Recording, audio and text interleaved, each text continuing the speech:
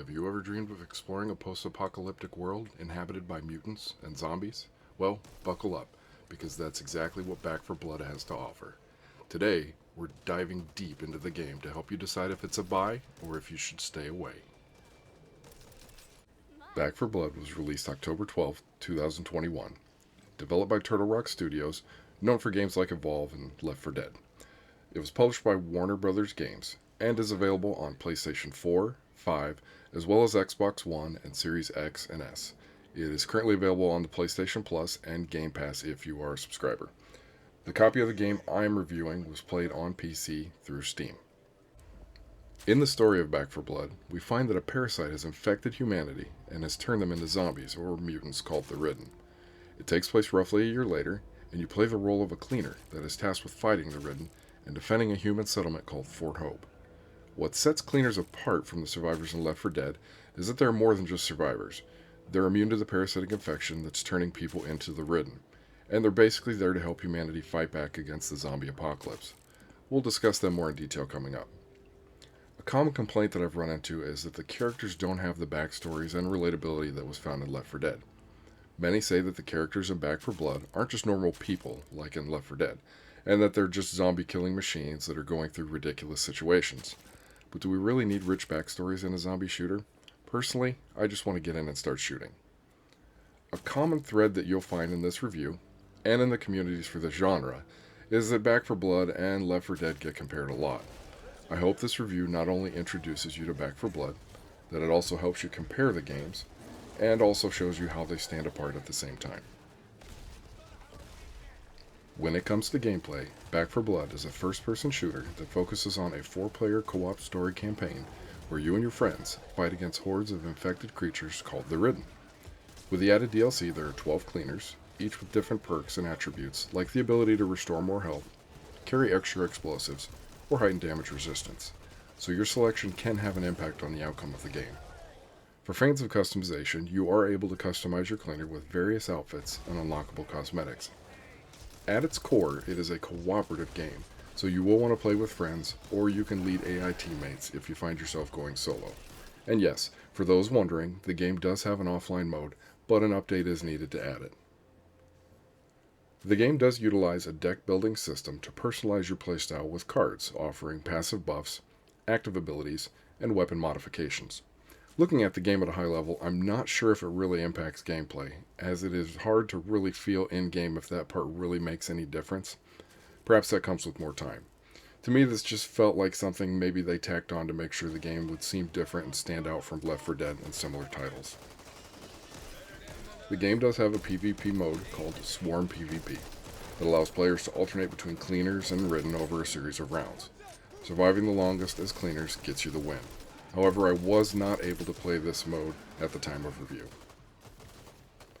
The game does also boost what's called Game Director. Its primary duty is to constantly alter the game environment to keep things fresh and challenging for players. It creates dynamic changes in the game, which means every time you embark on a mission, the Game Director ensures that aspects of the world around you are different. This could mean enemies spawn in varying locations and at different times, preventing you from memorizing every detail of a map. Items like health, ammo, and weapons change each time you revisit an area. The Game Director can also manipulate environmental conditions, such as fog density and overall darkness. Finally, I did want to address shooting. Shooting in this game feels very tight and responsive. While I have my personal favorites, I have yet to find a weapon that wasn't this way. So overall, the guns have a really good sound and feel to them. Now to briefly discuss the DLC. Back 4 Blood has 3 DLC expansions, each offering new content and challenges. The first was Tunnels of Terror. That was released in June of 2022. It introduces new areas. In this case, you can fight mutated Ridden in Ridden Hives, which are basically mini dungeons for rewards. There are new characters, Charisse and Hang. New enemies were added, 3 warped Ridden types with their own unique attacks. Customization options were added, weapon skins, character skins, and of course new cards. The second DLC was the Children of the Worm that was released in August of 2022. That did introduce new story, 6 missions in rural Pennsylvania where you take on cultists. The new characters was just one in this case, the Prophet Dan. New enemies, and again, this is the cultists. They use traps and mutations against you. Also added were cult-themed outfits, weapons, cards, and challenges. The third and final DLC was called River of Blood. It was released in December of 2023. This is the story finale, 5 missions on a flooded riverboat. A new boss was added. You can fight armored soldiers, the monstrous Harbinger, and other infected. A new character, Tala. More loot was added to the game, more weapons like the flamethrower, Jeff's favorite whistle. This one's cool, it actually summons Jeff, a friendly tall boy that assists you in combat. More character skins were added, and of course cards. As far as graphics are concerned, Back 4 Blood has a gritty, realistic aesthetic. Environments have lots of detail and are varied, ranging from cityscapes to overgrown swamps. Character models are well rendered, highlighting the grotesque mutations of the Ridden. The game offers impressive lighting and shadow effects, creating a tense and atmospheric experience. As far as performance is concerned, Back 4 Blood can be demanding on your hardware, especially at higher resolutions and graphical settings. Frame rate drops can occur during intense firefights, or when large hordes of enemies appear. The game does offer various graphic settings you can adjust to balance visuals, of course, and performance. Additionally, upscaling options like DLSS and FSR can help boost frame rates without sacrificing too much image quality. Now on to sound design. Gunshots, explosions, and zombie groans really pack a punch, creating a tense and exciting atmosphere. Ambient sounds like creaking doors, dripping water, and distant screams heighten the sense of unease. Each gun sounds distinct. It has satisfying reloads and distinct firing rhythms. Ridden, or the infected, have unique screeches and growls, adding variety to the sounds. As far as music, the score seems to adapt to the gameplay, creating tension during hordes and easing up during calmer moments. The music reflects the game's dark and desperate world, with industrial and guitar-driven pieces. As far as downsides are concerned, while effective, the soundtrack can feel repetitive after prolonged play.